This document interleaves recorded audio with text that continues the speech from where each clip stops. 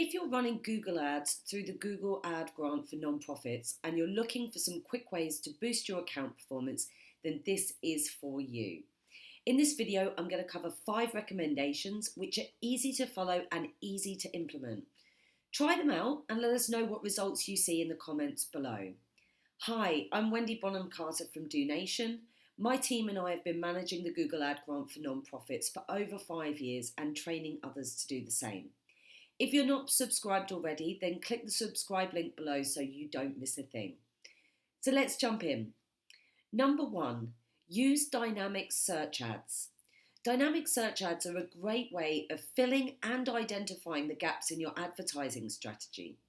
They are semi-automated in the sense that you only need to add a bit of targeting and the description copy, and Google does the rest. Google will identify search terms that it feels are relevant to your site content and subsequently display your ad to that audience, along with selecting the page on your site it feels is most relevant to the search query. This functionality is a great way to get a lot of impressions on your account using very little effort.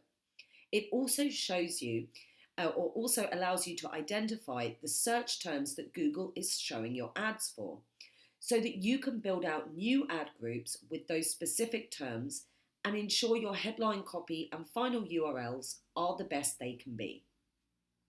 Dynamic search ads tend to provide a good click-through rate and a reasonable conversion rate, both of which will help to lift the overall performance of your account.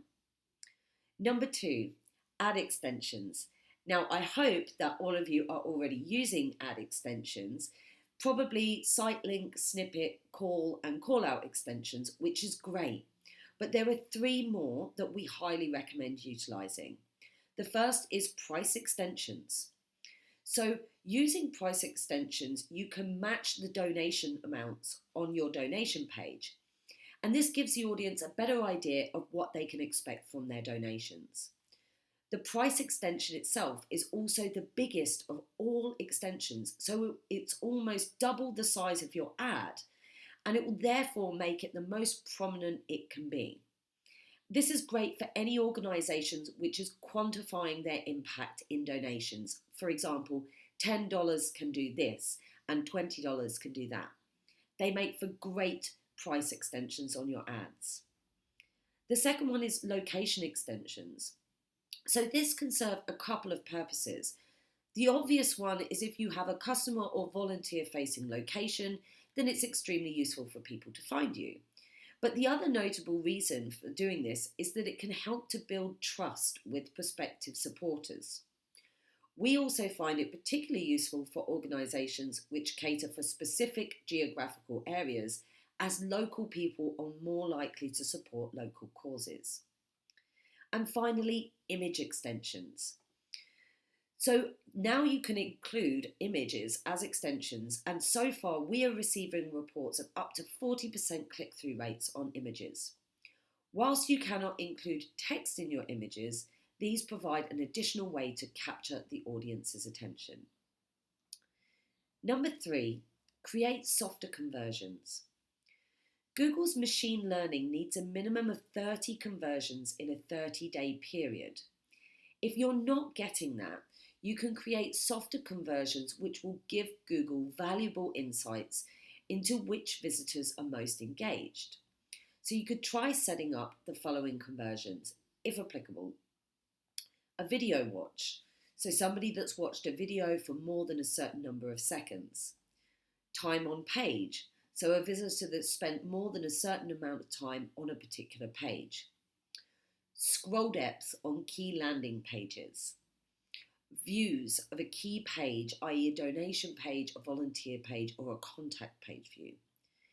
Whilst these aren't the most valued actions, i.e. your donation or submit contact form, they still show engagement. Visitors that take these actions are more engaged than visitors who did not. So probability would suggest that the more of these people you have coming to the site, the more likely they are to make more valuable conversions. You'll also find you have a lot more conversions being recorded, which will then give Google the data it needs to optimize your account to get more of these people to your site. Number 4, broad match keywords and the search term report. So some marketers will tell you to steer clear of broad match keyword type because you may find that you get a lot of irrelevant traffic. And this can be true, but it offers a real advantage when you're just starting out and if you're struggling to get impressions. Firstly, it will increase the impressions of your ads dramatically, which in turn will increase your account spending and start bringing traffic to your site very quickly. This will help to kickstart the account and get things moving. And secondly, you can use the search term report to identify what keywords people are using when they see your ads. This will help you to identify more appropriate keywords to use in your campaign, and you can move away from broad matches in favour of more precise phrase or exact matches. And finally, number 5, negative keywords. Negative keywords work in conjunction with tip number 4. They allow you to exclude certain search terms that your ads are shown for and therefore help to increase the relevancy of your ads for your ideal audience. As you work through the search term report and add in your new keywords, you can also make a list of all of the ones that aren't relevant for your organisation. Doing this generally increases your click-through rate, which will help to keep your account above the minimum 5% required by the grant policy. We recommend that you go through the search term report once a month and include this task in your monthly ad maintenance time. If your account is struggling with performance, we recommend you download our 10-point checklist for underperforming accounts, which should help to unearth the cause of your account's poor performance. Download it from the description below. Have a great week. See you soon.